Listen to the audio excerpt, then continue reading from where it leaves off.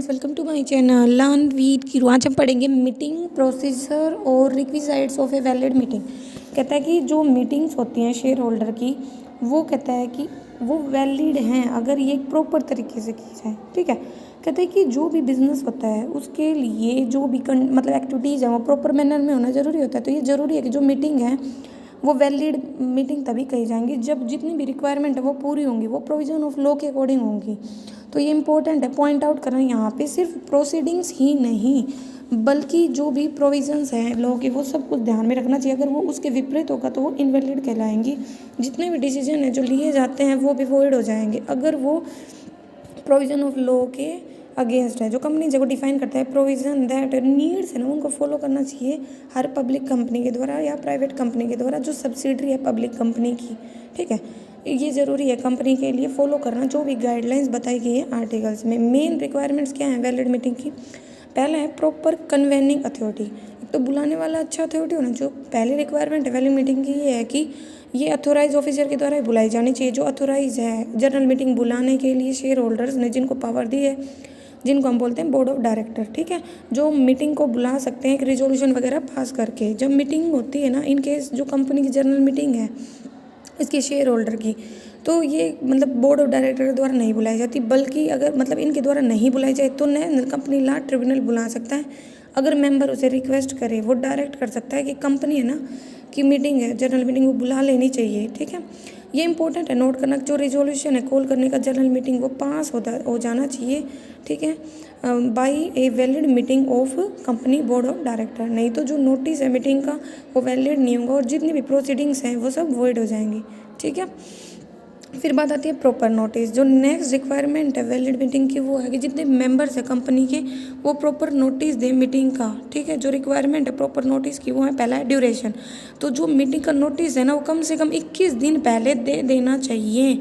ठीक है, जो नोटिस है वो ज़रूरी है कि ये मतलब अगर एनुअल जनरल मीटिंग हो चाहे एक्स्ट्रा ऑर्डिनरी जनरल मीटिंग हो, इनसे पहले 21 दिन का नोटिस दे देना चाहिए। जो ड्यूरेशन है 21 डे की, उसमें वो दिन भी इंक्लूड नहीं है जिस दिन जो मेंबर है नोटिस रिसीव करते हैं और जिस दिन मीटिंग होती है। तो इन सर्कमस्टांसिस में एक मीटिंग है ना वो कॉल्ड की जा सकती है नोटिस दे करके। शॉर्टर ड्यूरेशन में कुछ सिचुएशन है जब है ना शॉर्टर ड्यूरेशन का नोटिस दिया जा सकता है। In case of annual general meeting अगर कंसेंट मैच कर जाती है, ठीक है, consent is accorded to such shorter notice. सभी मेंबर्स अगर भाई राजी हैं और वो वोट करना चाहते हैं। इन case of any other meeting जहाँ पे जो कंसेंट है वो मैच हो रही है, जिसे सपोर्ट मिल रहा है इस नोटिस को सभी मेंबर्स के द्वारा जिनके पास 95% पेड अप कैपिटल है कंपनी के केस में। ठीक है, और जिस कंपनी के पास शेयर कैपिटल है। और अगर कंपनी के पास शेयर कैपिटल नहीं है तो अगर वो 95% होल्डिंग नहीं भी कर रहे टोटल वोटिंग की, तो पावर एक्साइजेबल होगी इस मीटिंग में। अब प्रोसीजर नोटिस भेजने का, जो एक नोटिस है वो या तो डिलीवर किया जा सकता है या जो मेंबर है उसको रजिस्टर्ड एड्रेस पर भेजा जा सकता है। अगर कोई भी रजिस्टर्ड एड्रेस नहीं है तो कंपनी में ज्वाइनिंग के टाइम पर उसने जो एड्रेस दिया था उस पर दिया जाएगा। ठीक है, इन केस कोई भी मेंबर अगर रिक्वेस्ट करते हैं कि भाई उसे स्पेशल इसी एड्रेस पर देना है, पोस्ट के द्वारा देना है, और उसने नेसेसरी अमाउंट वगैरह भी डिपॉजिट करवा दी है, तो कंपनी उसको उसी ऑर्डर में भेजेगी, उसी जगह पे भेजेगी। अगर कंपनी है उसके पास कोई रजिस्टर्ड एड्रेस ही नहीं है कुछ मेंबर्स का, तो ये अपनी इस ड्यूटी को पूरी कर सकती है एडवर्टाइजमेंट वगैरह से न्यूज़पेपर में। और जो उसके हेड ऑफिस के पास का जो रीजन है वहाँ पे है ना फेमस है, सर्कुलेशन में है, तो वो अपने दायित्व से बच सकते हैं। मतलब उसको ये पूरा कर देगी तो वो ये माना जाएगा कि उसने हाँ जो भी दायित्व था अपना सभी मेंबर्स के लिए नोटिस देने को वो पूरा कर लिया है। In case of the joint holder of the company share, जो नोटिस है वो सर्व किया जाता है पर्सन्स को जिसका नाम अपीयर होता है first as joint holder company के रजिस्ट्रार में, उसको डीम्ड माना जाता है एडिक्वेट नोटिस। ये इंपॉर्टेंट है कि कोई फ्रेश नोटिस है ना वो नहीं चाहिएगा in case of the meeting date has been, जिसको हमने स्थगित किया था, क्योंकि लीगल पॉइंट ऑफ व्यू से ये जो मीटिंग है ये मानी जाती है continuation of the original meeting. ठीक है, क्योंकि लगा लो भाई किसी मीटिंग को स्थगित किया है तो उसको पहले ही बता दें कि भाई हमने बोल दिया 1 महीने बाद होगी, तो उसी टाइम पर उसी जगह पे होगी, बस 1 महीने की डेट बदलेगी उसी की कॉपी, तो उसमें हमें कोई फ्रेश नोटिस वगैरह देने की ज़रूरत नहीं है। लेकिन अगर वो भाई इंडेफिनिट पीरियड के लिए स्थगित हो जाते हैं तब हमें नोटिस वगैरह देनी होगी, तब ये नई मीटिंग की तरह ही होगा। ठीक है, मैटर ऑफ नोटिस। तो जितने भी नोटिस होते हैं जो इशू किए जाते हैं मीटिंग के लिए कंपनी के, उसमें ये क्लियरली बता देना चाहिए कि मीटिंग कब है, डेट क्या है, डे क्या है, पैलेस कहाँ पे है, कितना टाइमिंग है, ठीक है। मतलब एक प्रॉपर डिस्क्रिप्शन देना चाहिए। जो भी बिजनेस से रिलेटेड ट्रांजेक्शन है मीटिंग की, जो एजेंडा है मीटिंग का, वो भी भेज देना चाहिए, जो भी मेंबर पार्टिसिपेट कर रहे हैं, ठीक है, ताकि वो भाई मतलब अटेंड करने से पहले मीटिंग है, ताकि उन्हें पता चल जाए कि हाँ भाई मैटर क्या है, उन्हें क्या डील करना है, क्या चीज़ किस चीज़ पे बातचीत वगैरह होगी, ठीक है। वो कोर्स ऑफ एक्शन को डिसाइड कर पाएँ। इन केस सम कुछ स्पेशल बिजनेसेस होते हैं जहाँ पे है ना is to be transacted by the meeting, तो कहता है कि जो जो एक्सप्लेनेटरी स्टेटमेंट है ना, इंपॉर्टेंट फैक्ट्स वगैरह के रिगार्डिंग, वो भी अटैच की जाती है नोटिस के साथ, की भी यहाँ मीटिंग में ये सब फैक्ट भी डिस्कस किए जाएंगे। अगर कोई डायरेक्टर या मैनेजर है कंपनी का, उसका कोई पर्सनल इंटरेस्ट है बिजनेस में जो ट्रांजेक्ट किया जाएगा, तो वो भी डिस्क्राइब करना चाहिए नोटिस में। नोटिस में जो मीटिंग है कंपनी का, उसकी शेयर कैपिटल वगैरह, ये सब कुछ स्टेट होना चाहिए। अगर कोई नॉमिनी मतलब कोई नॉमिनेट कर रहे हो आप प्रॉक्सी, आपकी जगह जो रिप्रेजेंट करेगा मीटिंग में, वो सब भी बता देना चाहिए, ठीक है।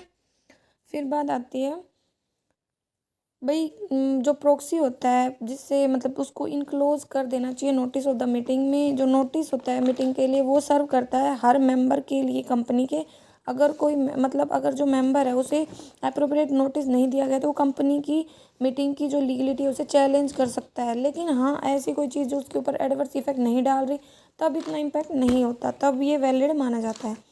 और होम टू सर्वेंट मतलब एक नोटिस किसे देना चाहिए, तो जो एक नोटिस होता है हर मेंबर को दिया जाता है, कंपनी के जो लीगल रिप्रेजेंटेटिव है डिगेज मेंबर का, जो ऑफिशियल लिक्विडेटर इंसॉल्वेंट मेंबर का, या जो ऑडिटर हैं या ऑडिटर्स हैं जो कंपनी के। अब बात आती है notice of the meeting of director. कहता है कि जो सेक्शन 173 होता था कि जो नोटिस होता है ना हर मीटिंग का board of director of the company, वो रिटर्न में दिया जाता है हर डायरेक्टर को इंडिया में, और एवरी अदर डायरेक्टर को जो इंडिया के बाहर है, ठीक है। यूजुअल जो भी एड्रेस उसने दिया है उस एड्रेस पर जो नोटिस होता है वो स्टेट करता है उस डे टाइम पहले जहाँ पे मीटिंग होगी। ये हमेशा अच्छी चीज़ होती है कि हम नोटिस भेज दें डायरेक्टर्स को ड्यू डेट से पहले ही, ठीक है। कि जो कंपनी के आर्टिकल हैं वो स्टेट करे कि जो मीटिंग है ना कंपनी बोर्ड ऑफ डायरेक्टर की, वो होगी 1 महीने के अंतर्गत। अगर इस पर देखो, अगर मीटिंग स्थगित हो गई थी और आपने बोल दिया 1 महीने के अंदर अंदर मतलब वन से मीटिंग स्पेसिफाइड पीरियड के बाद 1 मंथ के बाद होगी, तो इस केस में आपको दोबारा से नोटिस देने की जरूरत नहीं है। अब क्योरम, क्योरम होता है दूसरा रिक्वायरमेंट होती है वैलिड मीटिंग की, presence of the required quorum. Quorum मतलब मेंबर जो भी मीटिंग में होंगे, ठीक है। क्योरम का मतलब होता है मिनिमम नंबर ऑफ मेंबर जो प्रेजेंट होने जरूरी होते हैं मीटिंग में। जो ये मेंबर होते हैं इन्हीं को हम बोलते हैं क्योरम, ठीक है। ये प्री डिफाइंड होते हैं कंपनी के आर्टिकल्स में। इससे कम नहीं होना चाहिए, तो मीटिंग अगर कम होगी तो वैलिड नहीं होगी, ठीक है। और ये ही मेंबर होते हैं जिनको राइट होता है वोट करने का, ठीक है। कैन कंस्टिट्यूट ए क्योरम मतलब जिनको भाई वोट करने का अधिकार है, वही एक क्योरम बना सकता है, ठीक है भाई। पब्लिक कंपनी के केस में तो 5 और प्राइवेट कंपनी के केस में 2 होते हैं, ये जरूरी है। तो अनलेस देयर इज कोई भी प्रोविजन नहीं contrary in the company article जो प्रोवाइड करता है लार्ज नंबर ऑफ मेंबर्स को जो एक क्योरम बनाएंगे, तो पब्लिक कंपनी के केस में तो 5 मेंबर्स की प्रेफरेंस जरूरी है, और प्राइवेट कंपनी के केस में 2 मेंबर्स की प्रेजेंस जरूरी होती है। अब बात आती है कि मतलब इसमें यही बताया गया क्योरम में कि जो पब्लिक कंपनी होगा उसके केस में तो 5 मेंबर्स की प्रेजेंस, और प्राइवेट कंपनी के केस में 2 की प्रेजेंस जरूरी है क्योरम के लिए। जब काउंट किया जाता है क्योरम ऑफ द मीटिंग, जो फिजिकल प्रेजेंस है इन मेंबर्स की, वो जो उनको राइट है वोट करने का, जो प्रॉक्सीज होते हैं उनको काउंट नहीं किया जाता है as a part of the quorum, ठीक है। प्रॉक्सी मतलब जो रिप्रेजेंट कर रहा है दूसरे को। ये इंपॉर्टेंट नोट करना है यहाँ पे कि जो प्रेजेंस है रिक्वायर्ड नंबर ऑफ मेंबर की, वो जरूरी है प्रोसीडिंग स्टार्ट होने से पहले। हाँ, अगर प्रोसीडिंग स्टार्ट हो जाती है उसके बाद अगर कम हो जाते हैं मेंबर, तो वो इतना मैंडेटरी नहीं है, ठीक है। फिर है जो रिक्वायर्ड कोरम, अगर वो प्रेजेंट नहीं होता है हाफ एन आवर के अंदर commencement of the company meeting की, जो मीटिंग है जो मतलब is called on the demand of the member, जो मीटिंग है उसको ओवर माना जाएगा। और अदर सर्कमस्टांसेस में जो मीटिंग है उसको स्थगित कर दिया जाता है, जो सेम पैलेस पे सेम टाइम पे 1 वीक के बाद होगी, या किसी अदर पैलेस पे टाइम पे वो डिसाइड किया जाएगा बोर्ड ऑफ डायरेक्टर के द्वारा, ठीक है। और नेक्स्ट सच मीटिंग होगी ना, उसमें चाहिए कि जो रिक्वायर्ड क्योरम अगर वो प्रेजेंट नहीं होता हाफ एन आवर जो कमेंसमेंट है मीटिंग का, जो नंबर ऑफ मेंबर है प्रेजेंट होंगे एट द मीटिंग में, उन्हीं को ही क्योरम के लिए सही मान लिया जाएगा। अब एक quorum of the meeting of director, जो क्योरम होता है ना meeting of the company director, वो नॉर्मली स्पेसिफाई करता है कंपनी के आर्टिकल में, ठीक है। अगर स्पेसिफाई नहीं हो तो क्योरम है ना meeting of the board of director, वो 1/3 होगा टोटल स्ट्रेंथ का, ठीक है। अगर 1/3 मतलब पॉइंट में जाए तो राउंड ऑफ कर लीजिएगा उसको 1 के फॉर्म में। जैसे भाई 8 थे, उनको हमने 1/3 किया तो 2 से 2/3 आ रहा है तो 3 में राउंड ऑफ कर देंगे। अब चेयरमैन, फोर्थ रिक्वायरमेंट होती है वैलिड मीटिंग की, कि वहाँ पे एक चेयरमैन होना चाहिए जो प्रिसाइड करे मीटिंग के ऊपर, जो कंडक्ट करे प्रोसीडिंग्स को जब तक कि कोई प्रोविजन ना हो contrary in the company article. जो मेंबर है वो पर्सनली प्रेजेंट होना चाहिए मीटिंग में, ठीक है, वन ऑफ द हिमसेल्फ। और जो एक चेयरमैन होगा मीटिंग का वो हाथ दिखाएगा। अगर पोल डिमांड किया जाएगा इलेक्शन ऑफ द चेयरमैन पे, तो कहता है कि भाई ये भी according provision of the act के अकॉर्डिंग लिया जाएगा। जो चेयरमैन है वो इलेक्ट किया जाता है कि कितने हाथ दिखाए गए हैं, ठीक है। और फिर यही बता रखा है कि अगर जो पोल वगैरह डिमांड किया जाएगा इलेक्शन ऑफ द चेयरमैन के लिए, तो मतलब देखा जाएगा कि वो प्रोविजन के अकॉर्डिंग है नहीं। जो चेयरमैन इलेक्ट होता है भाई हाथ वगैरह दिखा के, तो एक्सरसाइज है of all powers of the chairman under and said provision. अगर जो आर्टिकल्स है कंपनी को प्रोवाइड करवाते हैं, तो अगर जो आर्टिकल है वो प्रोवाइड करवाते हैं तो जो चेयरमैन है कंपनी का वो परमानेंटली अपॉइंट किया जाएगा। नॉर्मली जो फंक्शंस होते हैं परमानेंट चेयरमैन के वो परफॉर्म किए जाते हैं कंपनी के एमडी के द्वारा। जो चेयरमैन है अगर वो मीटिंग में नहीं आता है 15 मिनट के अंतर्गत के स्टार्ट के, तो वाइस चेयरमैन अटेंड करेगा। अगर वाइस चेयरमैन नहीं है या अब्सेंट है तो जो मेंबर है प्रेजेंट में वो इलेक्ट करेंगे एक चेयरमैन को, जो मीटिंग को देखेगा नॉर्मल मैनर में, ठीक है, जो कंडक्ट करेगा प्रोसीडिंग ऑफ द मीटिंग को।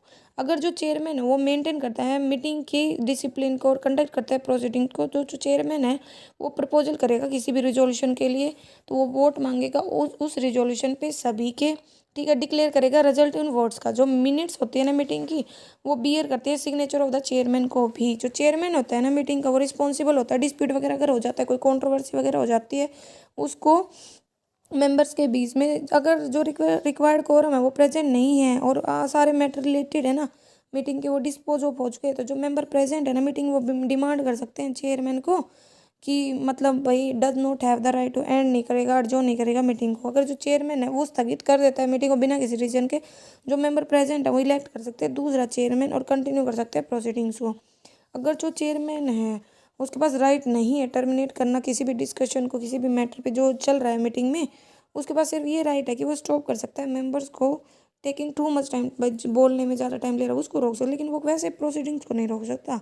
ये इंपॉर्टेंट देखना कि जो अनलेस जो आर्टिकल कंपनी प्रोवाइड करवाते हैं, जो चेयरमैन है उसके पास राइट है कास्ट करने का डिसाइडिंग वोट इन केस जो वोटर्स है फॉर एंड अगेंस्ट, भाई मोशन के अगेंस्ट में अगर इक्वल है तो वहाँ पे जो चेयरमैन का वोट है ना वो इम्पोर्टेंट हो जाएगा, ठीक है।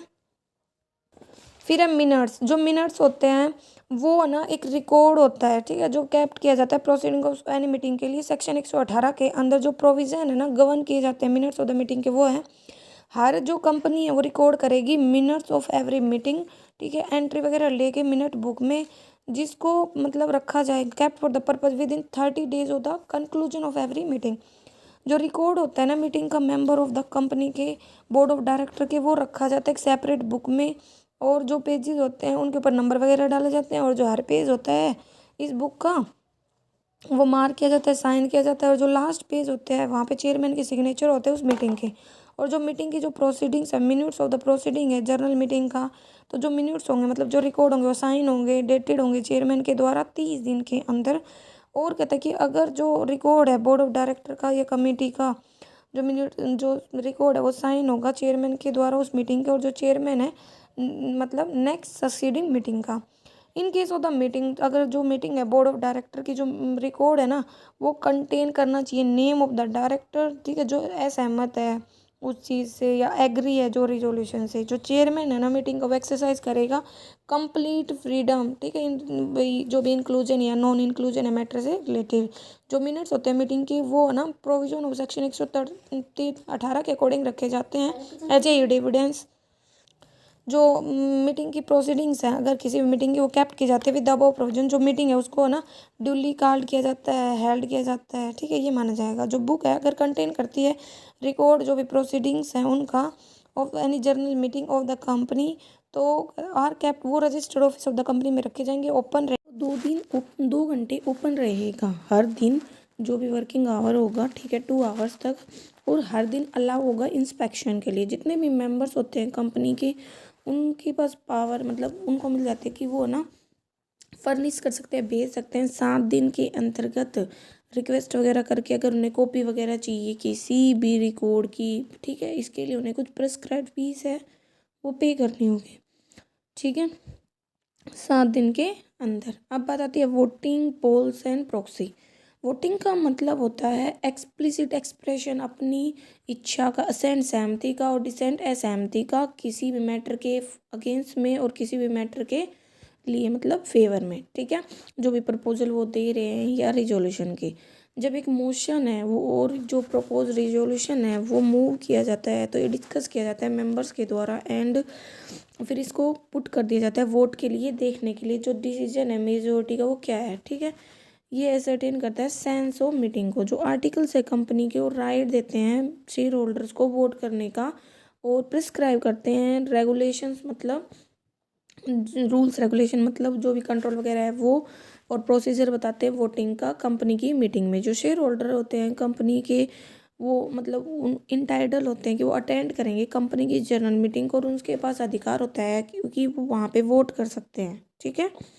और कोई भी कंपनी मना नहीं कर सकती, ठीक है, किसी भी सर्कमस्टांस रिस्ट्रिक्ट नहीं कर सकती वोट हो जो भी शेयर होल्डर है उनके राइट ऑफ वोट को। बट लेकिन जो शेयर होल्डर होते हैं कंपनी के जितने भी, उन सब को सेम राइट नहीं होते। कुछ स्पेशल सर्कमस्टांसेस में जो कंपनी है वो राइट टू वोट वो रोक सकती है शेयर होल्डर के। एग्जांपल के लिए कंपनी है, ठीक है, वो मतलब रोक सकती है शेयर होल्डर के वोट के राइट को जिन्होंने पे नहीं किया कॉल अमाउंट, भाई ठीक है शेयर्स तो ले रखे लेकिन अमाउंट ही पे नहीं किया तो उनके राइट को कंपनी रोक सकती है, ठीक है। जो एक शेयर होल्डर होता है जो होल्ड करता है लार्ज नंबर ऑफ कंपनी के शेयर, उन्हें ज़्यादा वोट करने का अधिकार होगा और जिसके पास कम होंगे उसे कम करने का अधिकार। और different type of share holder है ना, उनके पास डिफरेंट टाइप ऑफ राइट होते हैं वोट्स के ना और नोट टू वोट के, ठीक है। कंपनी की मीटिंग में डिपेंड करता है ये nature of the company meeting और उनके वोट पे, मतलब वोट के राइट पे।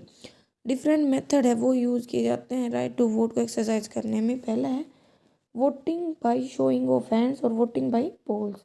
तो पहले voting by show off hand कहता है कि ये सिंपल मेथड है सेक्शन 107 के अकॉर्डिंग। जो भी जनरल मीटिंग वगैरह होती है और जब किसी भी रिजोल्यूशन को वोट के लिए पुट किया जाता है तो ये मेथड यूज़ किया जाता है, ठीक है। जब तक ये पोल ना डिमांड किया जाए, हाथ को दिखा कर के है ना अपना मतलब भाई व्यू दिया जाता है अगेंस्ट में या फेवर में। तो इसमें जब चेयरमैन है मीटिंग का वो पूछता है मेंबर्स को कि भाई मोशन को सपोर्ट कर रहे हैं तो अपना हाथ उठाएं, तो फिर वो काउंट कर लेता है हाथों को। फिर इसके बाद वो पूछता है कि वो मोशन के अगेंस्ट में है तो हाथ उठाए, वो उनको भी काउंट कर लेता है, ठीक है। फिर वो ये देखता है कि मतलब कौन फेवर में ज़्यादा थी अगेंस्ट में, ठीक है, तो उसके अकॉर्डिंग डिसीजन ले लेता है। वोटिंग बाय पोल्स तो कहता है कि अगर जो मेंबर्स हैं वो जो रिजल्ट आया था voting by show of hands उससे सेटिस्फाई नहीं है तो वो डिमांड करते हैं वोटिंग बाय पोल्स। जो पोल है वो डिमांड किया जाता है कई बार declaration of the result on show of hands को दिखाने से पहले, ठीक है। जो डिमांड है ना पोल की वो कैंसिल कर सकते हैं the result of the show off hand के रिस्पेक्ट में। इस मेथड में जो वोटिंग का हर मेंबर है वो इंटाइटल्ड है, वो उतने वोट कर सकता है जितने उसके पास इक्विटी शेयर्स हैं। जो वोटिंग है वो डन की जाती है वोट कार्ड पे फॉर और अगेंस्ट के, अगेंस्ट में रिजोल्यूशन के, ठीक है। और जो वोटिंग है उसमें प्रोक्सी अलाउ होता है, प्रोक्सी मतलब आपका रिप्रेजेंटेटिव, ठीक है। लीगल प्रोविजन रिगार्डिंग पोल तो कहता है कि फॉलोइंग लीगल प्रोविजंस होते हैं पोल्स के रिगार्डिंग। पहला है डिमांड फॉर पोल। जो एक डिमांड है ना पोल के लिए वो कुछ सर्कमस्टांसिस में की जा सकती है जब कंपनी है ना उसके पास शेयर कैपिटल है और जो मेंबर है प्रेजेंट है इन पर्सन और बाय प्रॉक्सी वो यहाँ पे अलाउ हो, तब मना पोल डिमांड किया जा सकता है। लेकिन वो 1/10 से कम नहीं होनी चाहिए। मतलब कहता है कि उनके पास जो वोटिंग पावर है ना वो 1/10 से कम नहीं होनी चाहिए टोटल का, या जो शेयर्स होल्ड कर रखे हैं ना एग्रीगेट सम है ना वो कम नहीं होनी चाहिए 5 लाख से, ठीक है, जो भी हाईएस्ट अमाउंट हो जो प्रिस्क्राइब की गई है। फिर in the case of any other company, किसी भी अदर कंपनी के केस में किसी भी मेंबर के द्वारा जो मेंबर प्रेजेंट है, ठीक है, वो प्रॉक्सी और मतलब जो भी प्रॉक्सी अलाउड है, ठीक है, तो कहता है कि उसके पास 1/10 और टोटल वोटिंग पावर से कम नहीं होने चाहिए। तो उस केस में हम डिमांड कर सकते हैं पोल, ठीक है। और कभी भी डिमांड फॉर पोल है ना विड्रॉ भी की जा सकती है, ठीक है, जो डिमांड करना चाहता है। टाइम ऑफ पोल, ये तो डिमांड क्या बात है टाइम। अगर जो पोल है वो डिमांड किया जाता है एडजोर्नमेंट के क्वेश्चन पे, मतलब स्थगन के क्वेश्चन पे, तो ये इमिडिएटली होगा। ठीक है, जो एक पोल है वो डिमांड किया जाता है अगर किसी अदर क्वेश्चन के लिए, ठीक है, जो इलेक्शन और चेयरमैन से रिलेटेड नहीं है, तो वो बाद में लिया जाता है 48 hours from the time when the demand was made, demand के 48 घंटे के बाद। लेकिन अगर एडजोर्नमेंट से रिलेटेड है तो इमीडिएटली, लेकिन अदर किसी चीज़ से रिलेटेड है तो 48 घंटे बाद। जो पोल है वो कंप्लीट नहीं होता है जिस दिन वो स्टार्ट हुआ था, तो ये कंटिन्यू रहता है अगले दिन भी, और जो चेयरमैन है उसके पास पावर नहीं है एंड करने की पोल को, जब तक ये कंप्लीट ना हो जाए। जो पोल है वो कंडक्ट किया जाता है, प्रोवाइड किया जाता है for in the company articles में, जो डायरेक्टर है चेयरमैन ऑफ द मीटिंग में, ठीक, chairman director of the chairman of the meeting. जो वोटिंग राइट होते हैं ना मेंबर के इस पोल में, वो प्रोपोर्शनेट होते हैं मेंबर्स के कंट्रीब्यूशन के, जो भी इक्विटी कैपिटल वो कंट्रीब्यूट कर रहे हैं। अब restriction on exercise of voting right not withstanding anything, जो भी लिखा गया है एक्ट में, जो आर्टिकल्स होते हैं ना कंपनी की, वो प्रोवाइड करते हैं कि कोई भी मेंबर यूज़ नहीं करेगा कोई भी वोटिंग पावर, ठीक है, किसी भी शेयर, मतलब जो भी रजिस्टर्ड शेयर उनके रिस्पेक्ट में, उसके नाम से जो भी रजिस्टर्ड हैं, ठीक है, जिसमें जो कॉल्स आज तक पे नहीं की गई, क्योंकि जब तक आप कॉल पे नहीं करोगे आपको वोटिंग पावर यूज़ करने का अधिकार नहीं दिया जाता। ठीक है, और जहाँ पे राइट ऑफ लियान लिया गया है कंपनी के द्वारा। जो एक पब्लिक कंपनी होती है ना, मतलब जो भी कंडीशन पर तय है उनको छोड़कर मतलब मना नहीं कर सकती राइट टू वोट को, वो हर मतलब जो भी मेंबर होते हैं उनका अधिकार होता है। ठीक है, एक पब्लिक कंपनी और एक प्राइवेट जो सब्सिडरी है पब्लिक कंपनी की, वो रोक नहीं सकती मेंबर्स को अपने वोटिंग राइट को यूज़ करने से, इस ग्राउंड के पे कि उनके पास स्पेसिफाइड नंबर ऑफ पीरियड तक उन्होंने शेयर वगैरह होल्ड नहीं किए थे, ये सब। अब बात आती है right of members to use vote differently. कहता है कि जो पोल दिया जाता है ना मीटिंग में ऑफ ए कंपनी, तो जो मेंबर है इंटाइटल है to more than one vote, और जो उसका प्रॉक्सी है ज़रूरी नहीं है वो अपना वोट यूज़ करे सेम मैनर में। दूसरे शब्दों में कहे तो ये जो मेंबर होते हैं ये कास्ट कर सकते हैं कुछ वोट तो फेवर में और कुछ अगेंस्ट में, मतलब ये नहीं है कि भाई उनके पास जितने भी वोट है वो सारे या तो फेवर में दिए अगेंस्ट में, वो ना पार्टीशन कर सकते हैं, भाई कुछ वोट फेवर में दे दिए कुछ अगेंस्ट में दे दिए। ठीक है, रेजोल्यूशन के इस चीज़ को समझने के लिए एग्जाम्पल लेते हैं। आपके पास 20 मतलब शेयर्स हैं और मतलब 10 वोट हैं, तो आप उन सारों को 8 को फेवर में देते हो और 2 को अगेंस्ट में देते हो। ठीक है, प्रोसीजर्स क्या है पोल को लेने का। जब डिमांड की जाती है ना पोल की, तो जो चेयरमैन होता है मीटिंग का वो 2 स्क्रूटनाइजर्स अपॉइंट करता है स्क्रूटनाइज करने के लिए, मतलब चेकिंग करने के लिए। ठीक है, जो भी वोट दिए जाएंगे पोल पे, और रिपोर्ट करता है उन्हें। ठीक है, report thereon to him. जो कंपनी के सेक्रेटरी होते हैं वो ना वोटिंग कार्ड देते हैं हर मेंबर को जो वोट देना चाहते हैं। जो मेंबर है वो इंटर करते हैं अपने नाम, नंबर ऑफ शेयर उन्होंने जितने होल्ड कर रखे हैं। ठीक है, केस ऑफ वोट वही वो कर रहा है या प्रॉक्सी कर रहा हो, नेम ऑफ द मेंबर जिसकी बिहाफ पर वो वोट कर रहा है, बैलेट पेपर अगर यूज़ किया जा रहा है उसका प्रिंट। ठीक है, बोल्ड हाइलाइट होने से पहले रिजल्ट। दोनों स्क्रूटनाइजर जो अपॉइंट होते हैं वो हमेशा एक उनमें से मेंबर होता है। ठीक है, ऑफिशियल या एम्प्लॉय नहीं होना चाहिए। जो रिजल्ट होता है ना पोल का वो डिमांड किया जाता है, वो डिसीजन होगा मीटिंग का रेजोल्यूशन पे जो पोल लिया गया था। स्क्रूटनाइजर है वो चेक करते हैं वोटिंग कार्ड्स को मेंबर्स के जिन्होंने वोट किया था, डिटरमाइन करते हैं नंबर ऑफ वोट कितने फेवर में और कितने अगेंस्ट में हैं, कम्युनिकेट करते हैं उनको चेयरमैन को। जो चेयरमैन है उसके बाद डिक्लेयर करता है रिजल्ट। जो चेयरमैन वो उसका रिजल्ट फाइनल माना जाता है। ठीक है, अगर लगा लो टाई वगैरह भी हो जाता है तो। फिर है प्रोक्सी। प्रोक्सी का लिटरली मीनिंग है authority to act for another.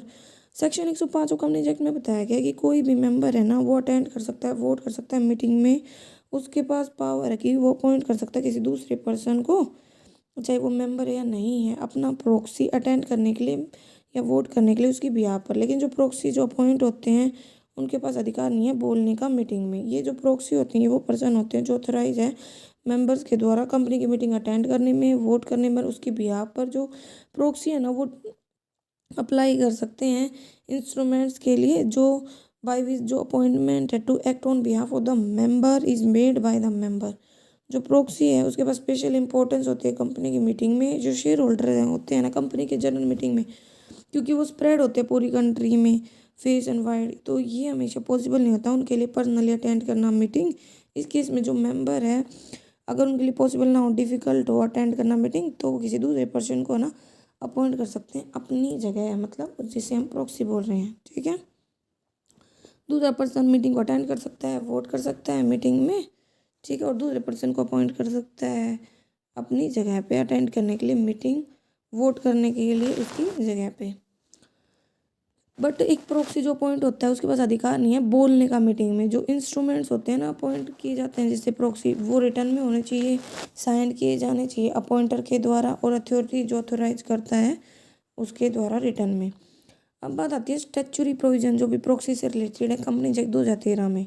तो क्या क्या पहला तो है, अनलेस जब तक कि जो आर्टिकल्स है ना कंपनी के वो प्रोवाइड ना करें, तो एक मेंबर है ना कंपनी का और उसके पास शेयर कैपिटल ना हो तो वो ऑथोराइज नहीं है अपॉइंट करने के लिए एक प्रॉक्सी। जो मेंबर है प्राइवेट कंपनी का उसके पास भी पावर नहीं अपॉइंट करना मोर देन वन प्रॉक्सी अटेंड करने के लिए सेम ओकेजन पे। जो प्रॉक्सी है उसके पास मतलब वोट करने का अधिकार नहीं, not be entitled to vote except in poll, से पोल में वोट कर सकता है उसके अलावा नहीं कर सकता। जो हर नोटिस है जो मीटिंग को बुलाता है, मतलब जिनके पास शेयर कैपिटल है, देन सेल बी वो एक स्टेटमेंट होगी जो मेंबर है मतलब जो इंटाइटल है अटेंड करने के लिए, वोट करने के लिए, और मतलब अपॉइंट करता है proxy, that A proxy need not be, तो वो प्रॉक्सी मेंबर नहीं होना चाहिए कंपनी का। अगर डिफ़ॉल्ट होता है ना कॉम्प्लाई करने में इन प्रोविजंस को, तो जो हर ऑफिसर होगा वो पनिशेबल होगा 5,000 रुपये के फाइन से। कोई भी इंस्ट्रूमेंट है जो अपॉइंटमेंट में यूज हुआ है प्रॉक्सी के, और कोई भी डॉक्यूमेंट है जो दिखाता है वैलिडिटी अपॉइंटमेंट की, वो रिटर्न में होना चाहिए, ठीक है। Normal course for the business, जो कंपनी है उसके पास जो इंस्ट्रूमेंट वो प्रिंटेड होने चाहिए, वो उन्होंने भेज दिए वो मेंबर्स को नोटिस के साथ मीटिंग के। और कोई भी मेंबर है जो अनेबल अटेंड करने में मीटिंग को, वो चाहता है अपॉइंट करना प्रॉक्सी को, तो वो फिल करेगा, एक प्रिंटेड फॉर्म भेज देगा कंपनी को ड्यूली स्टैम्प करके और अपने सिग्नेचर डाल के। जो इंस्ट्रूमेंट है जो अपॉइंटमेंट से रिलेटेड है प्रॉक्सीज के, वो डिलीवर होगा कंपनी को एटलीस्ट 48 घंटे पहले मीटिंग के, ठीक है, जिसके लिए आपने प्रॉक्सी को अपॉइंट किया है। कोई भी इनविटेशन है ना to appointment any person as proxy, वो इशू किया जाता है कंपनी के खर्चे पर। If any such invitation is issued, every officer of the company है ना वो जानकर ही इशू करेगा इनविटेशन को और ऑथराइज करेगा कि परमिट करेगा उसके इशू को, नहीं तो वो पनिशेबल होगा 1 लाख तक के फाइन तक के लिए, ठीक है। 3 दिन का नोटिस देने के बाद कंपनी को जो मेंबर है वो इंस्पेक्ट करेगा प्रॉक्सीज को, लॉज करेगा कंपनी, मतलब भाई डिपॉजिट कराएगा, लॉज करना जमा करवाना 24 घंटे के अंदर, ये मतलब बिजनेस आवर के जो भी टाइम फिक्स किया गया मीटिंग का कंडक्ट का उससे पहले। As provided under section 105 of the company 2013, जो एक पर्सन होता है वो अपॉइंट होता है एज ए प्रॉक्सी, वो एक्ट करेगा on behalf of such number of member जो एक्सीड नहीं है 50 से, और जो ये नंबर है ना शेयर्स का वो प्रिस्क्राइब होगा। कोई भी ऐसा प्रोविजन नहीं होना चाहिए कंपनी एक्ट 1956 में। जो प्रोविजन है ना वो रिलेटिंग हो गए प्रॉक्सी से, वो अप्लाई नहीं होंगे कंपनी में, ठीक है। नोट हैविंग, जिनके पास शेयर कैपिटल नहीं है और जो प्राइवेट कंपनी है लेकिन सब्सिडरी है पब्लिक कंपनी, उनके ऊपर ये अप्लाई नहीं होंगे, ठीक है। ये इसमें बता रखा है। अब बात आती है e voting.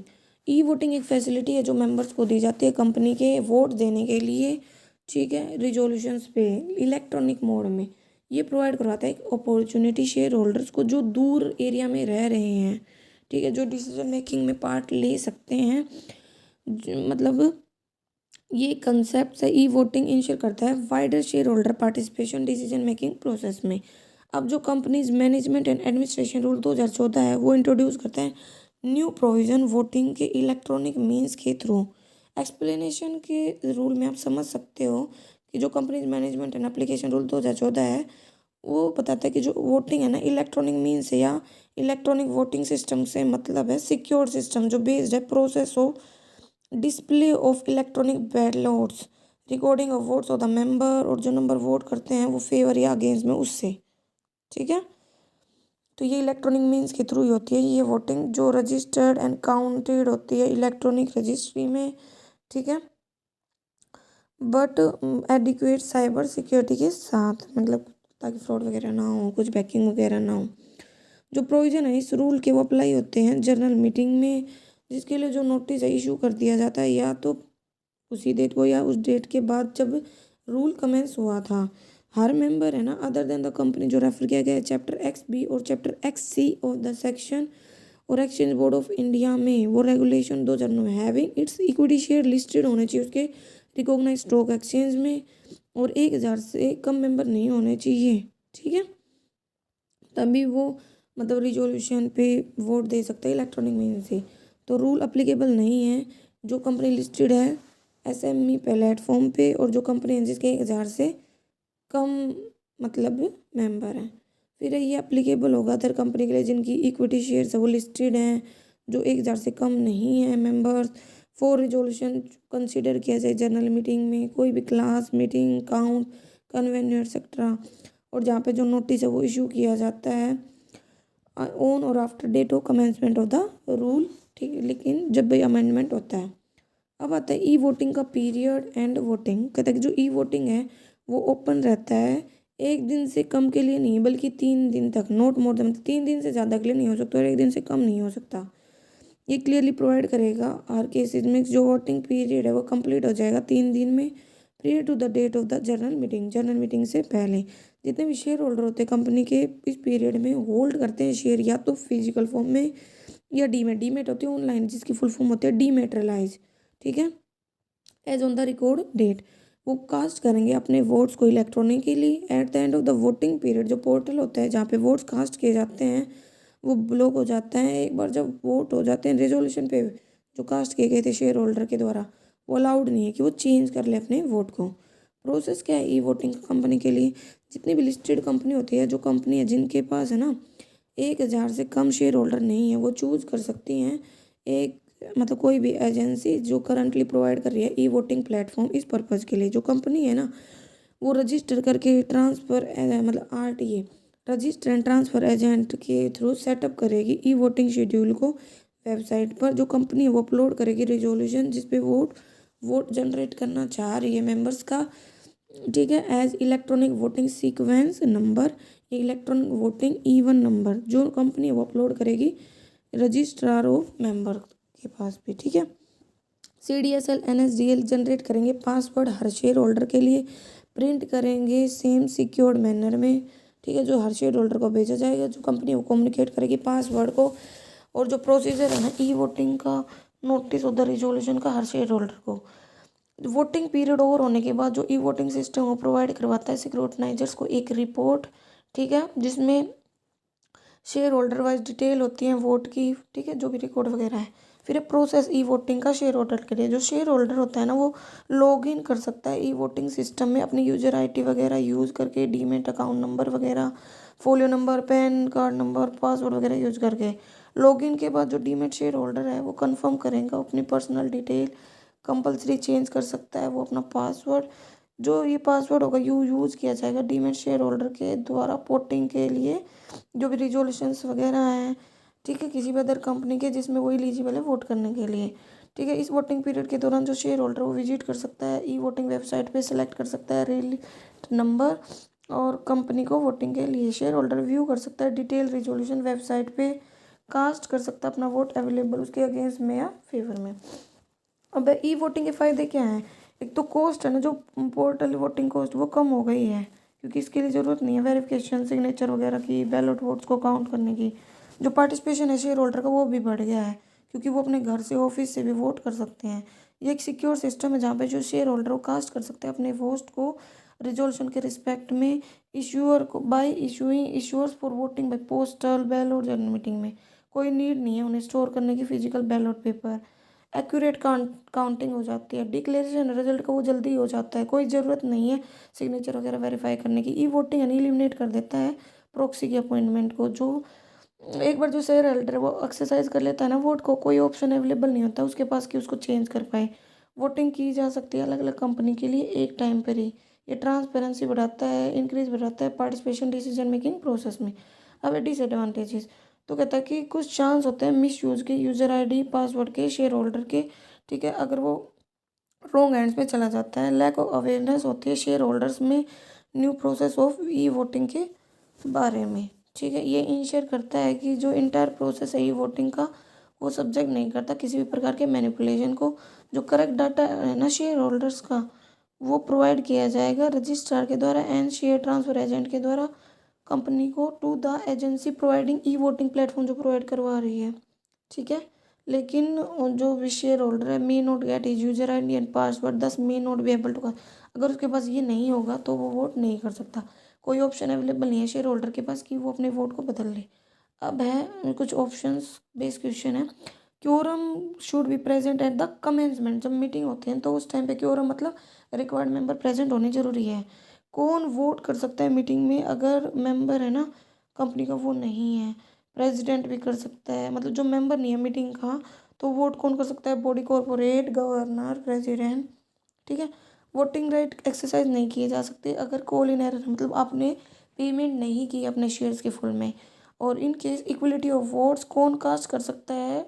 Deciding vote chairman. अगर भाई भाई टाई हो जाती है पोल्स वगैरह में तो चेयरमैन का वोट लास्ट माना जाएगा। ठीक है, और जनरल मीटिंग के लिए कम से कम 15 दिन का नोटिस देना जरूरी होता है। पब्लिक कंपनी के केस में जो क्योरम है ना उसमें 5 मेंबर होते हैं, प्राइवेट के केस में 2 होते हैं। और public company towards quorum proxy है ना नोट भी काउंटेड, प्रोक्सी को काउंट नहीं किया जाता पब्लिक कंपनी के क्योरम में। और public company towards quorum proxy है ना वो भी काउंट होगा पब्लिक कंपनी टुवार्ड्स क्योरम। ठीक है, तो ये हमारा टॉपिक था। अगर कोई कन्फ्यूजन रहता है तो कमेंट करके पूछ सकते हो। Thank you.